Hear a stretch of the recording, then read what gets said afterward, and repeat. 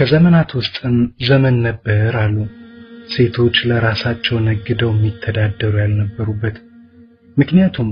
የዚያን ጊዜው የንግድ ሥራ ከዛሬው የበለጠ ልፋት ነበረውና ነው። አህያ ላይ ግመል ላይ መጫን፣ ለወር አሊያም ለ15 ቀን የእግር ጉዞ መሄድና እንዲሁም ለተለያዩ ችግሮች መጋለጥ ስለነበር ሴት ልጅ ገንዘብ ቢኖራትም በገንዘቧ ወንዶችን ማሰራት እንጂ ለራሷ አትሰራም ነበር። በዚያ ጊዜ ነው አሉ የታሪኩ ምሁር ኢብኑ ኢስሐቅ እንደሚሉት እናታችን ኸዲጃ በመካ ሴቶች ዘንድ አንተ የተባሉ ሀብታም ሴት ነበሩ። እናም እናታችን ኸዲጃ ሀብታም ከመሆናቸው ሴት ከመሆናቸው ጋር በራሳቸው ነግደው መተዳደር ስለማይችሉ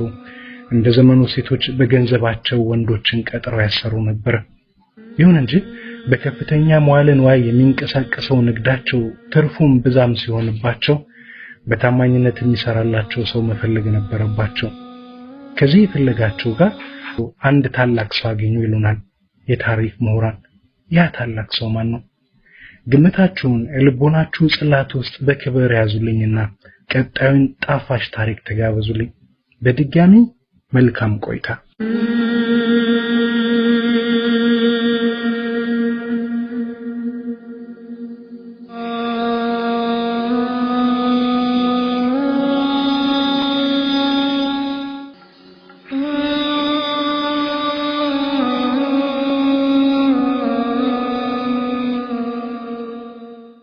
ነብዩ ሰለላሁ ዐለይሂ ወሰለም ለምሳሌ መጥቀሻ ለታማኝነት ኮስታቸው ነበሩ። ስማቸው ራሱ እኮ ሙሐመዱል አሚን ነበር የሚባሉት። ሙሐመዱል አሚን እድሜያቸው ገና 17 ዓመት ሳይሆናቸው እኮ በሽምግልና ላይ መሐመድ ይገኝልን እሱ ካለ በፍጹም ስተት ይፈጠራል ብለን አንጠረጥርም የሚሏቸው ነበር እኮ የመካ ሽማግሌዎች። ከዚያ ነብዩ አለይሂ ሰላቱ ወሰለም ወደ 24 ዓመት አካባቢ እድሜያቸው እያለ የነብዩ ሰለላሁ ዐለይሂ ወሰለም ታማኝነት ከልጅ አይተማሉ። ይሄ ልጅ በምን ባገኘሁት ብለው በምንም በጃዙርም ብለው ኸዲጃን መተው እንዲያናግሯቸው አደረጓቸው። አንዳንድ የታሪክ ጸሐፊዎች የሚሉት አጎትየው አቡ ጣሊብ መሐመድ እኔ ብዙ ቤተሰብ በዝቶብኛል፣ አሁን አንተ ራስህን እየቻልክ ነው፣ ታማኝነትህ መቼም አገር አዳርሷል። ኸዲጃ ደግሞ በታማኝነት የሚሰራላት ሰው አታ እየተቸገረች እንደሆነ አውቃለሁ፣ ብታናግራትስ ብለዋቸው ራሳቸው ነው ሁዳው ያናገሯቸው ኸዲጃን ነብዩ ናቸው የሚሉ የታሪክ ጸሐፊዎች አሉ። ሌሎች ደግሞ የሚሉት የለም ኸዲጃ ናቸው ራሳቸው ለሥራ ደርሰሃል፣ እኔ ገንዘብ አለኝ፣ አንተ ጉልበት እኔ ገንዘብ ሁለን ብንሰራና ብናድግ አይሻልም ወይ ብለው ያስጠሯቸው ኸዲጃ ናቸው ነው። የሴት ጠበቃዎች ለም ኸዲጃ ሳይሆኑ ተለምነው ነው ማመልከቻ አቅርበው ነብዩ ነው ሰለላሁ ዐለይሂ ወሰለም ጠይቀው ነው የሚሉ አሉ። አንዳንዶቹ ደግሞ በጣም ነብዩ ሰለላሁ ዐለይሂ ወሰለም ኸዲጃ ጠይቀው ነው። ምን አለበት እንደ ነብዩ ያለው ወንድ ተገኝቶ በማመልከቻስ ቢገባ ምን ችግር አለው? ወደፊት እናያለን ታሪኩን። ለማንኛውም ከየትም ፍጪ ዶቄቱን አምጪው አይደል? በኸዲጃ ጥያቄም ይሁን በነብዩ አለይሂ ሰላቱ ወሰለም ጥያቄ በአቡ ጣሊብም ይሁን ግፊት ነብዩ አለይሂ ሰላቱ ወሰለም በኸዲጃ ገንዘብ ከነጋዴዎች ጋር አብረው እንዲሄዱ ተደረገ። ለሌሎቹ የምሰጠውን እሰጣለሁ፣ ከዚያ የተሻለ አደርግልሃለሁ፣ ንብረቴን ይሄው ልሰጥቻለሁ አሏቸው። ነብዩ ሰለላሁ ዐለይሂ ወሰለም ሄዱ። ሲሄዱ አብረው አንድ ባሪያ ነበራቸውና መይሰራ የሚባል ባሪያ አብረክድ ታዘዘው ብለው አብረው ላቋቸው። ነብዩ አለይሂ ሰላቱ ወሰለም ግመሎችን ልክ እንደራሳቸው አድርገው ነበር የሚያዝኑላቸው። ካነቀፈው ግመሉ እንባ ካለቀፈ ሄደው ፊቱን አሻሽተውለት እንትን ሸክሙን ቀንሰውለት እንደዚህ አድርገው ነበር እንደዚህ የተንከባከቡ ይዘሩ። መይሰራ የሚገርመው ለእንስሳዎች ይህን ያህል ማዘናቸው ብቻ ሳይሆን ጠራራ ፀሐይ ላይ ሁሉም በፀሐይ ላይ የተሰቃየ የሆነች ዳመና ነብዩ ሰለላሁ ዐለይሂ ወሰለም በግራ ሲሆኑ በግራ በቀኝ ሲሆኑ በቀኝ የምትሆን ጥላ ነበረች አብራ። እኔም አብሬ የሄድኩኝ ጥላ ስረህር ነበር ይላል መይሰራ። ነብዩ አለይሂ ሰላቱ ወሰለም ወደ ሻም ደርሰው ንግዳቸውን ነግደው ከትርፍ በላይ ትርፍ አድርገው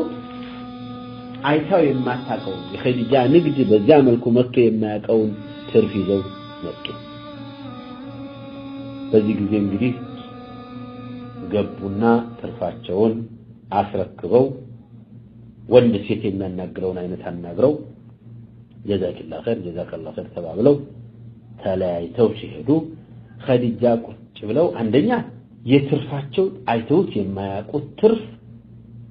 መጣላቸው ምክንያቱም የድሮዎቹ ኸዲጃ መቼም ማያውቁም በሚል ይሄማ እንደዚህ ነው የተገዛው ይሄማ እንዲህ ነው የተባለው እየተባለ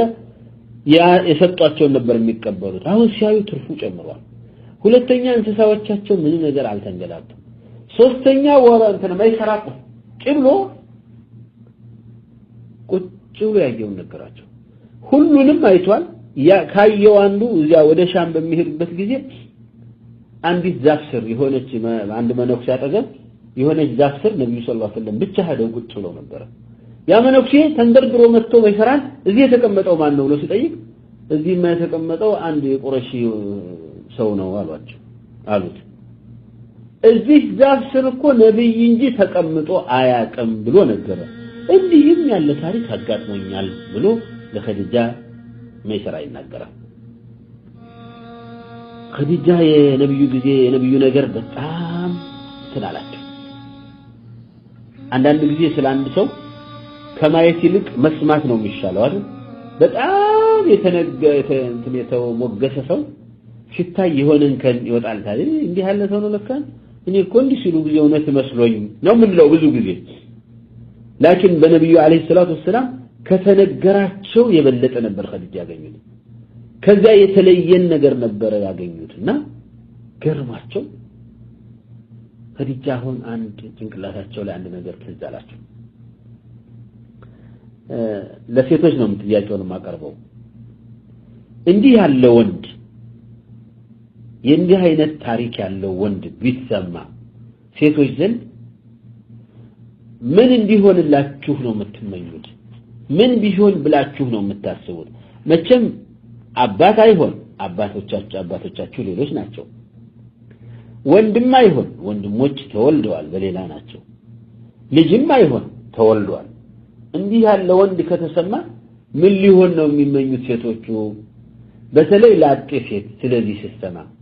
ያውም ደግሞ ወንዱም ላጤ ነው የሌለው ነው ከተባለ በግልጽ ለምን አንነጋገርም ምን ነው ባገባሁት ነው የሚባለው በውስጥ ማለት ነው ባፋችሁ ላትናገሩት ይችላልላችሁ ኸዲጃም ይሄው ነው ያደረባቸው ያ አላህ ይሄ ልጅ እንዴት ነው ማረከው እንዴት አርጌ ነው ማገባው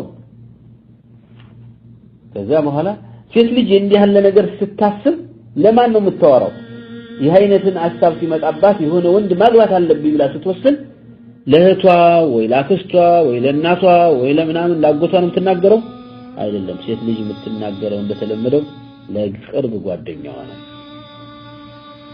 አንድ ነፊሳ ቢንት ሙኒያ የምትባል የቅርብ ጓደኛ ነበረቻቸው የኸዲጃ ሩጣ ሄዳ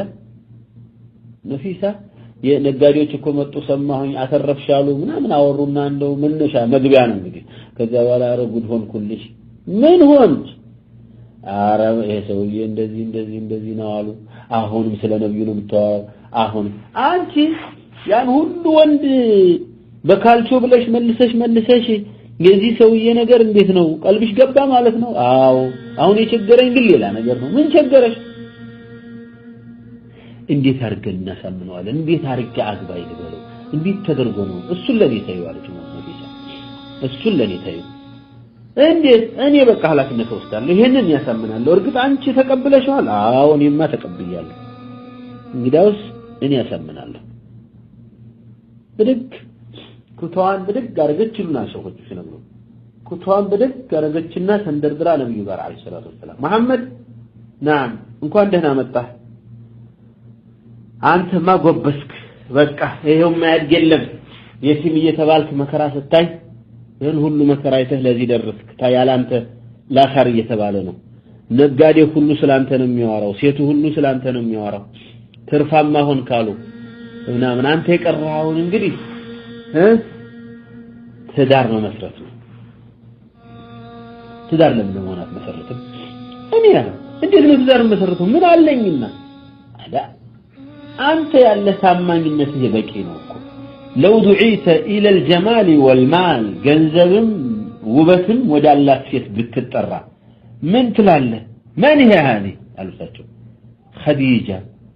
እንዴት እሺ ትለኛለች ስንቱን አባቶቻችንና አጎቶቻችን ወንድሞቻችን የመለሰች ሴትዮ እኔን እንዴት ነው እኔና ሰይፍና ሰራተኛና አሰሪና ሰራተኛ ኮነን لا لو دعيت الى المال والجمال እሺ ብትልስ አየሽ ክብሯን እየጠበቀችላት ነው እኮ ልካኛለች አላለችም አንዳንዱ ገገማ ቢሆን ጊዜ እንደው እሷለው አፍቅራለች ነው የሚለው لا እንደዚህ አይደለም ማለት لو دعيت እሷን እኔ ብጠይቃት እሺ ብትልስ እሺ ካለች እኔ ተቀብያለሁ አሉሳቸው ማሻአላህ ነፊሳ ቢንት ሙን ያተሳካላታ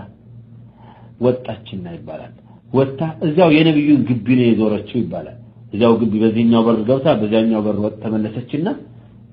ኋለች ምን ነው እንደው ስንት ደርቅ ያሳመንኳት ያው ዝም ብላ እሺ ብላ ነበር መጀመሪያ ያለ ማለት ሞራሏን ለመጠበቅ ነው እንጂ አልደረሰችም ማለት ምክንያቱም እዛው ተመልሶ ተነግሯት ነው የተላከችው ምን አለች አልሳቸው አይ መጨረሻማ ሳመንኳት እንዴት አለች ተቀብላለች እንዴት አለችና እንዴት ነው የሚፈጸመው አለች የሷን ጣውረድ እንዴት ነው አያረጋት እሱ ምንም ነገር እንዳይቸገር አጎቶቹን ወደ አጎቴ ልጅ ይላክና ያን ነገር ተብለሃል ወዲያውኑ ነብዩ ሰለላሁ ዐለይሂ ወሰለም በደጋሉ አጎቶቻቸውን እንግዲህ ለዛሬ ያልሆናችሁ ምን ተፈጠረ ኸዲጃ ላገባ ነው አረ ሸክልና አረ ተቀበላለች ብቻ ነው ተብላችኋል ከዚህ በኋላ ነው እንግዲህ አጎቶቻቸው ልጃችን አንድ ጊዜ እንዲደረሰ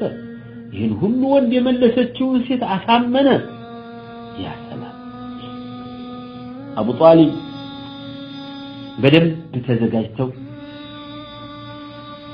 ወንደንተና አጎታቸው ልጅ ጋር ሄዱ ኸዲጃ አጎታቸው ጋር ወረቀቱን ነው ፈልሸምግሎ ነበር ሄዱና አገኙት እንደዚህ ነው ለወረቀቱም ነግረዋል ኸዲጃ ከመጡም ቢንዳትል ተቀብያለሁ እህን ግዜ አድርግልኝ እሺ ከዛ ሲመጣ ኹጥባ ተخطባ የኛ ልጅ አሉ ወረቀቱን ኖፈል ስለ ነብዩ ሲናገሩ ምናሉ ይባላል እኔ ኸዲጃን የወንድ ያጎቴ ልጅ ሲሰጠው እሱ የመሰለ ወንድ ጠይቆ የማይመለስ መሆኑን ስለማውቅ ነው እሷም የሱን እንትን ትመጥናለች ብዬ ነው አሉ ከዛ አጎትየው ደግሞ ኹጥባ خطቡ የኛ ልጅ በዘሩም በግንዛቤውም በታማኝነቱም የማያሳፍር ልጃችን ነው ልጃችሁን በትዳር ሲጠይቅ እናንተ ብቻ ሳትሆኑ እኛም እሷ ይሄን ድል በማግኘቷ ደስተኞች ነን አሉ እሷ ይሄን ድልኛ ታገኛለች ብለን አስበነው የማናቀው ነው ያገኘችው አሉ ጋብቻው በዚህ መልኩ ተፈጸመ የሚገርማችሁ አንዳንዱ እድሜ ይላል እድሜያቸው ስንት ነበር እነሱ ሳይጠያየቁ እናንተ ናችሁ እንደምትጠይቁት ኸዲጃ እኮ መሐመድን አለይሂ ሰላቱ ወሰለም እንደሚበልጧቸው እኮ ያወቁ ነው ይሄን ያመጡት ነብዩ አለይሂ ሰላቱ ወሰለም ኸዲጃ ከሳቸው በላይ እንደሆኑ ያወቁ ነው እኮ የተጠያየቁት ለማንኛውም ታሪኩን ለማወቅ ከተፈለገ እንዲሁ በግርግሩ ሰሞን ነብዩ ሰለላሁ ዐለይሂ ወሰለም 25 ዓመት አካባቢ ላይ ነበሩት ኸዲጃ ስንት ነበሩ ኸዲጃ 40 ነበሩ አንዳንዱማ 45 ነበሩ ብሎ ያወራል 40 እንኳን ያለው ቢሆን 40 ነው ሶሒሁም የተባለው 40 ቢሆን ስንት ዓመት ይበልጡ ነበር ማለት ነው 15 ዓመት ይበልጡ ስለዚህ የእድሜ ልዩነት ከሌላው ልዩነቶች ጋራ ከተገናኘ ነው እንጂ የእድሜ ልዩነት ብቻ በሐሳብ ከተግባቡ በሌላ መልኩ አንድ አይነት ከሆኑ የእድሜ ልዩነቶች ብቻ ብዙም ለውጥ እንደማያመጣ በኸዲጃና በነብዩ አለይሂ ሰላቱ ወሰለም አይተናል በሃጀርና በኢብራሂምም እንዲሁ ቀደም ብለን አይተናል ነብዩ አለይሂ ሰላቱ ወሰለም በዚህ መልኩ ወደ ኸዲጃ ቤት ገቡ ኸዲጃ ወደ ነብዩ ቤት ተጠቃለሉ የሙሽርነቱ ማግስት ምን ተከስተተ በሚቀጥለው ምናየው ነው የሚሆነው ዛሬ እንኳን ጋብቻን ሰርጉን እንኳን አየን በሚቀጥለው ደግሞ የነብዩና የኸዲጃ ኑሮ ምን ይመስል ነበር ልጆቻቸውስ መቼ ተወለዱ ከዚያስ ቀጥሎ እንዴት ነበር በነብይነት ሲበሰሩ የኸዲጃ ሚና ምን ነበር የሚለውንም እንዲሁ በተከታታይ ለማየት እንሞክራለን እስከዚያው ድረስ ደህና ሁኑ። ሰላም አለይኩም ወራህመቱላሂ ወበረካቱ።